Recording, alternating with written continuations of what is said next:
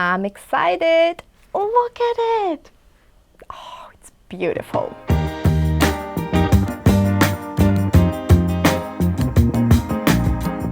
The original Samsung G9 was a huge hit with ultrawide monitor fans. In fact, many classed it as the king of widescreen monitors thanks to its immersive nature and excellent VA panel. Since the G9's original release, Samsung has been working hard to not only improve it, but also fix some of the problems that occurred with the older panel, with additional features and fixing some old issues, the lightning struck twice for Samsung. Let's take a look.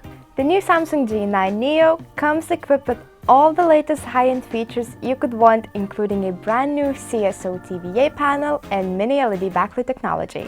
Like its predecessor, the G9 Neo has a wide 5120x1440 screen resolution, 1 ms response time and 240 Hz refresh rate, an almost perfect combo for gaming. The Neo has a wide color gamut that covers 125% of the sRGB spectrum, 95% DCI-P3 alongside 10 bits color depth and VESA DisplayHDR2000 certification. The specs are basically a Christmas list of perfect gaming monitor technology, so let's put it to test and see if it's worth your hard-earned cash. Looking at the design, you can't help but notice it looks almost identical to the original G9. Same 1000R curve and V-shaped stand, thin borderless design bezels, 11mm with a slightly larger 16mm bottom bezel with the Samsung logo, and the new button mapping indicator lights. Another great thing about this monitor is its cable management system built into the stand. The stand itself has great adjustments for a monitor of this size with height, tilt and swivel functionality. And also look at the rear of the panel, how beautiful is that? The center RGB vortex looks great even if you can't see while gaming, but if someone's standing behind your monitor, they can admire it. Good for them! And also some additional design lines have been added, giving it a slightly more futuristic design. Also, there's been some improvements to the build quality. The monitor doesn't wobble as much as the original model, and in our robustness testing there was hardly any bending or creaking. The front of the panel feels rock solid, there isn't a gap between the panel and the bottom bezel, which we have seen in other panels of less premium quality. Like most panels, it has an anti-glare coating with a matte 3H hardness finish.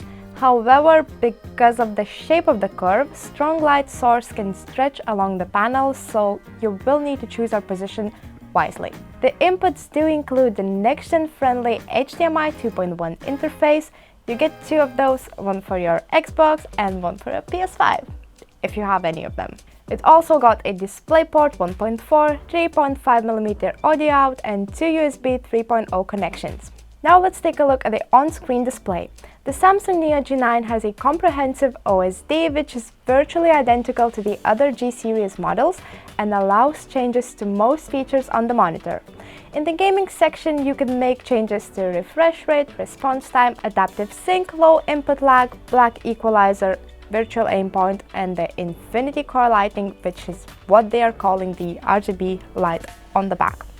In the color adjustments section, you can change luminance, contrast, RGB color values, sharpness, and picture modes.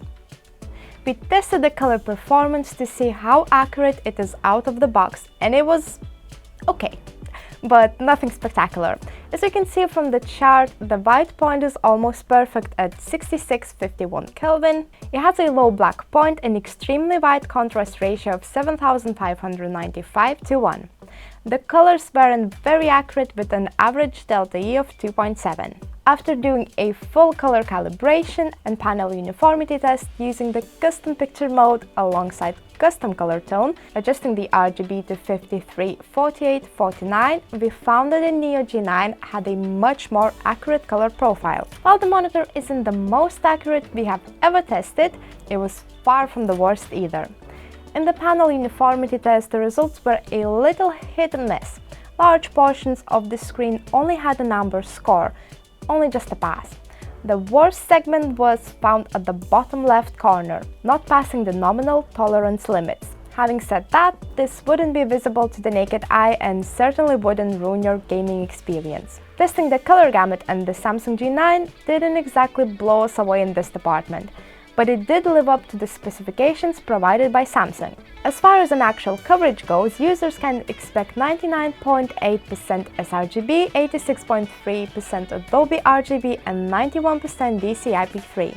With the Neo G9 being a VA panel, it was never going to get a great score in the viewing angle test. Past a 40-degree horizontal angle, the colors and luminance start to shift really badly, and vertical is even worse. It's time for the good stuff, playing games. So CSGO is my favorite game, so I have to play it on this massive monitor. CSGO isn't really optimized for 5120 to 1440 screen, however that doesn't change how the monitor's response time is affected by fast-moving images. During tests, there were light amounts of blurring when moving around the map, with telephone wires and edges of corners being affected by small amounts of ghosting. Dark colors seem to be affected more by this screen artifact than the light colors, especially when enemies would move quickly against a lighter background. Response time aside, you can easily play CSGO on this monitor, and it looked pretty decent. Granted, there were some visual artifacts when playing the game, but nothing overly off-putting. The refresh rate felt crispy, and the super wide aspect ratio did give you some crazy field of view.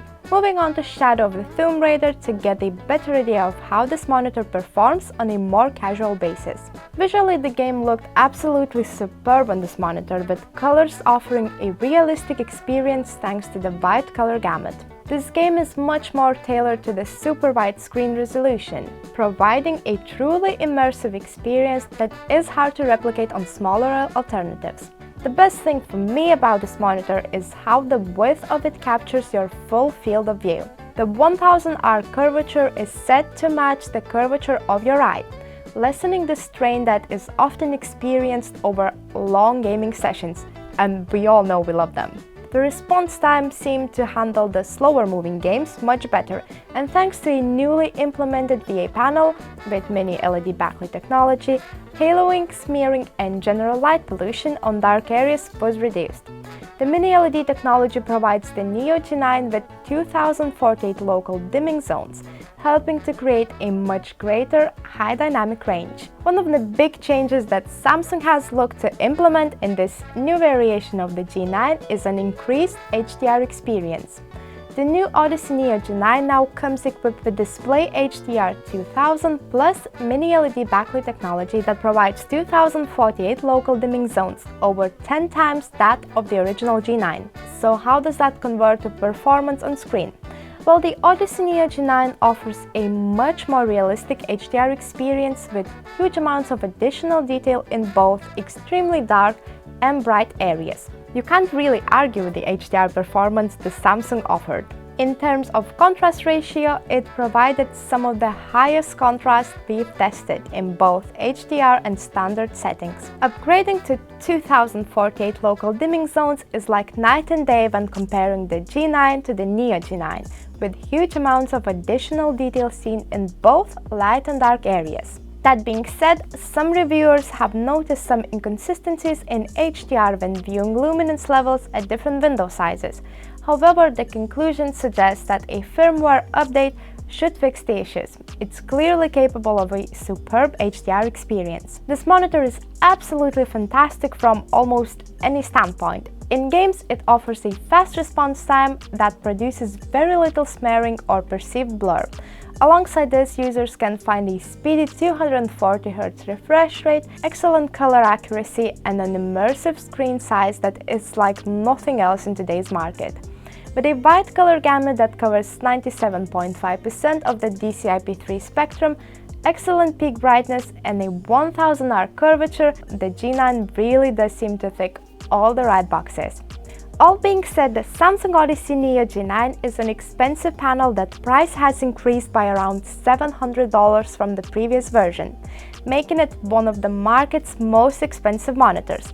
However, if you have the cash to spend, you really are purchasing a superb gaming monitor. It may not be the best for everyday usage, but it certainly ticks all the right boxes as far as content consumption, multitasking, and most importantly, gaming are concerned.